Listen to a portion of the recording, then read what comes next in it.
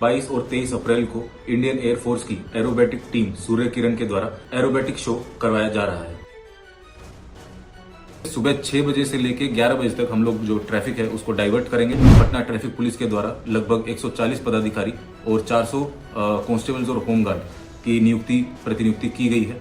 नमस्कार, आपने देखना शुरू कर दिया है देशवार न्यूज। देखिए, अपना बिहार बदल रहा है। बिहार की सड़कें बदल रही हैं, बिहार की व्यवस्थाएं बदल रही हैं, बिहार की पुलिस बदल रही है, बिहार का प्रशासनिक अमला बदल रहा है।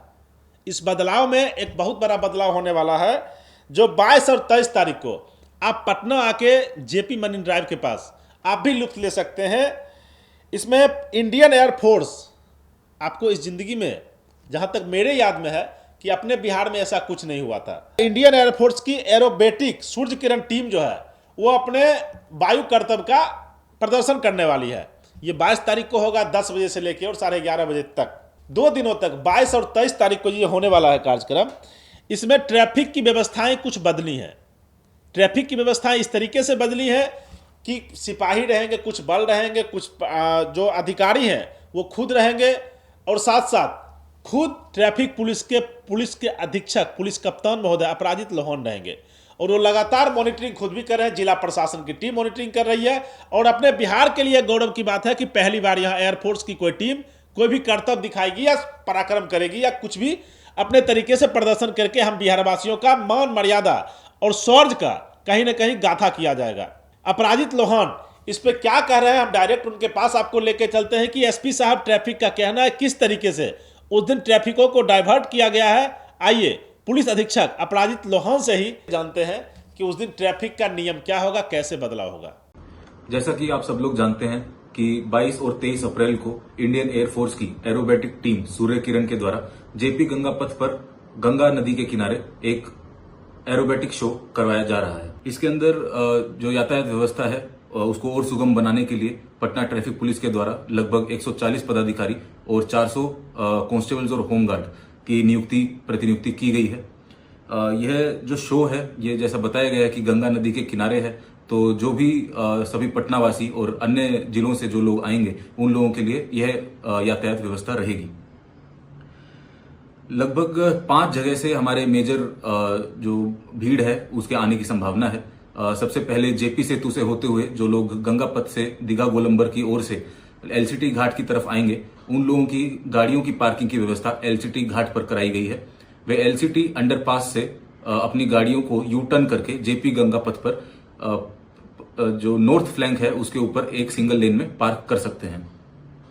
इसी तरीके से वे लोग जो गाय घाट की तरफ से कृष्ण घाट की ओर आ रहे हैं जेपी गंगा पथ होकर के, वे लोग भी कृष्ण घाट के अंडरपास से यू टर्न लेके साउथ साइड वाले फ्लैंक में एक साइड अपना सिंगल फ्लैंक में गाड़ी को पार्क व्यवस्थित तरीके से कर सकते हैं। वे लोग जो दानापुर की ओर से अशोक राजपथ होते हुए आ रहे हैं, वे लोग अपने जो गाड़ियां हैं उनको जेपी सेतु घाट पे, दीघा घाट पे 93 नंबर, 88 नंबर या 83 नंबर घाट पर पार्क कर सकते हैं। अंडरपास का यूज कर सकते हैं। वहां पर हमारी ट्रैफिक पुलिस के द्वारा आप लोगों को व्यवस्थित तरीके से पार्किंग लगाने के लिए जो भी निर्देश हैं वो दिए जाएंगे।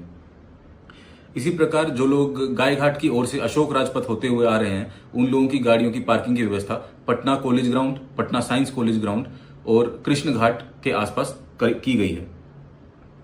जो 5वीं डायरेक्शन है जो हमें लगता है जहां से ज्यादा भीड़ आएगी वो है जेपी गोलंबर होते हुए, गांधी मैदान होते हुए आयुक्त गोलंबर के सामने से। उन लोगों की पार्किंग की व्यवस्था है जो गांधी मैदान में कराई गई है।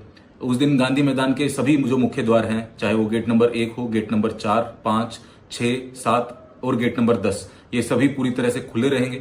आप लोग अपनी गाड़ियों को व्यवस्थित तरीके से गांधी मैदान के अंदर पार्क कर सकते हैं तथा वहां से पैदल आकर के आयुक्त गोलंबर के सामने से जो कार्यक्रम स्थल है वहां पर खड़े होकर के या बैठ करके अब जो कार्यक्रम है उसका लुत्फ उठा सकते हैं। पार्किंग क्षेत्र जिस प्रकार हमने आपको क्लियर किया है, सभी लोगों से यही आग्रह है कि ज्यादा से ज्यादा पटना ट्रैफिक पुलिस का इस कार्यक्रम में सहयोग करें, क्योंकि काफी भीड़ आने की इसके अंदर संभावना है। उसी चीज को मद्देनजर रखते हुए हमने जो क्रेन है वो भी मुख्य जगह पर निर्धारित की गई है। लगभग हमारी 6 क्रेन इसके अंदर डिप्यूट की गई हैं, जो कि दीघा गोलंबर पे, कृष्ण घाट पे, एलसीटी घाट पे, जेपी गोलंबर पे, गांधी मैदान के आसपास एवं आदि जगह हम लोगों ने उसके प्लेसमेंट किया है, ताकि यदि आपकी गाड़ी नो पार्किंग जोन में खड़ी होती है जिस वजह से यातायात में कोई बाधा आती है, तो वो जो क्रेन है वो उसके ऊपर अपनी जो भी विधिवत कार्रवाई है वो करेगी और शमन की कार्रवाई आप लोगों के खिलाफ की जाएगी। इसलिए सभी पटना वासियों से एवं अन्य लोग जो इस कार्यक्रम को देखने के लिए आ रहे हैं अपने परिवार के साथ, पटना ट्रैफिक पुलिस की तरफ से आप लोगों से यही आग्रह है कि आप लोग आइए, लेकिन रूल्स और यातायात नियमों का पालन करें, किसी भी प्रकार से नियमों को नहीं तोड़े, ताकि कार्यक्रम को आप और आपका परिवार अच्छे तरीके से एंजॉय कर पाए। साथ ही साथ इसके अंदर जो अन्य घाट हैं, जैसे महेंद्रू घाट, कलेक्ट्रेट घाट, कदम घाट, यहाँ पर भी पार्किंग की व्यवस्था हमारे द्वारा की गई है। जो लोग अंडरपास होकर के जाएंगे वो लोग वहां पर भी पार्किंग कर सकते हैं। जो बापू सभागार के अंदर लोग एक इवेंट है उस दिन, जो कि इसी कार्यक्रम से रिलेटेड है, वे लोग उन लोगों की जो बड़ी वाहन हैं, जो बसेस हैं और जो अन्य वाहनों से जो लोग आएंगे, उन लोगों के लिए दीघा गोलंबर से, जेपी सेतु से दीघा गोलंबर, दीघा गोलंबर से अटल पथ होते हुए आर ब्लॉक और आर ब्लॉक से गेट नंबर 10 के थ्रू उनकी एंट्री होकर के गांधी मैदान के अंदर ही उनकी पार्किंग है। जो छोटी गाड़ियों में बापू सभागार में लोग आ रहे हैं, उन लोगों की पार्किंग व्यवस्था बापू सभागार के अंदर ही है। उसकी बेसमेंट में लगभग 450-500 गाड़ियों की क्षमता है, वहां पर उन लोगों की पार्किंग करा दी जाएगी। तो इसके अंदर मुख्य रूप से सुबह 6 बजे से लेकर 11 बजे तक हम लोग जो ट्रैफिक है उसको डाइवर्ट करेंगे। आप लोगों के लिए जो जेपी गंगा पथ है, वहां पर जो यातायात व्यवस्था है वो और सुगम तरीके से चलती रहे, इसलिए एलसीटी घाट की जो अप्रोच रोड है उसको वन वे किया जा रहा है। तो गंगा पथ की ओर से अशोक राजपथ पर चढ़ने के लिए जो है वो वहां पे किसी प्रकार की बाधा नहीं होगी, लेकिन अपोजिट डायरेक्शन में जो गाड़ियां हैं वो नहीं चलेंगी। इसी प्रकार से कृष्ण घाट की ओर से भी जो अशोक राजपथ की तरफ गाड़ियां जाएंगी वो अपने व्यवस्थित तरीके से वहां पे जा सकती हैं।